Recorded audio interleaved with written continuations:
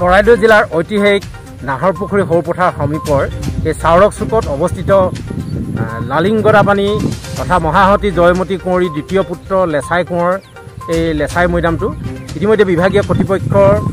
আওকণীয়া মনোভাৱ তথা অমনোযোগিতাৰ বাবে দিনক দিনে শোচনী হোৱা পৰিলক্ষিত হৈছে। আৰু এই সন্দৰ্ভত ইতিমধ্যে টাই সাহিত্য সংস্কৃতি পৰিষদ কেন্দ্ৰীয় সমিতি তথা বৰহাট আঞ্চলিক সমিতিয়ে ইতিমধ্যে বিভাগীয় কৰ্তৃপক্ষ আৰু সিদিনা শিৱসাগৰ জিলাৰ উপায়ুক্তক এই উন্নতি কৰিবৰ কাৰণে আমি ইতিমধ্যে এখন স্মাৰক পত্ৰ দিয়া হৈছিল। আৰু দ্বিতীয় কথা হ'ল চাৰিটা জনগোষ্ঠীৰ কাৰণে কেন্দ্ৰীয় চৰকাৰে যিটো পেকেজ ঘোষণা কৰিছিল টাই জনগোষ্ঠীৰ কাৰণে শিৱসাগৰত উপায়ুক্তৰ কাৰ্যালয়ত অনুষ্ঠিত হোৱা সভাত ইতিমধ্যে আমি কেইবাটাও দাবী সন্মিলিত এখন স্মাৰক পত্ৰ দিছিলোঁ, যিখন স্মাৰক পত্ৰত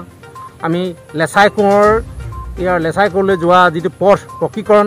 লেছাই কোঁৱৰৰ মৈদামৰ চাৰিওসীমা নিৰ্মাণ আৰু লগতে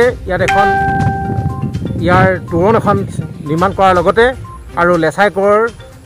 যিটো শোভাবৰ্ধন কৰাৰ ক্ষেত্ৰত আমি ইতিমধ্যে স্মাৰক পত্ৰ দিছিলোঁ। কিন্তু তৎসত্ত্বেও আজি পৰ্যন্ত অসম চৰকাৰ বিভাগীয় কৰ্তৃপক্ষই এইটো উন্নতিৰ কাৰণে কোনো ব্যৱস্থা লোৱা নাই। গতিকে আমি টাই সাহিত্য সংস্কৃতি পৰিষদ কেন্দ্ৰীয় সমিতি তথা বৰহাট আঞ্চলিক সমিতিয়ে আমি দাবী জনাইছোঁ অচিৰেই ইতিহাস প্ৰকৃতই লেছাই কোঁৱৰ সৌন্দৰ্য বৰ্ধন কৰাৰ লগতে ইয়ালৈ অহা যিটো পথ পকীকৰণ আৰু ইয়াত দেৱাল নিৰ্মাণ আৰু এখন তোৰণ নিৰ্মাণ কৰিবলৈ আমি দাবী জনাইছোঁ।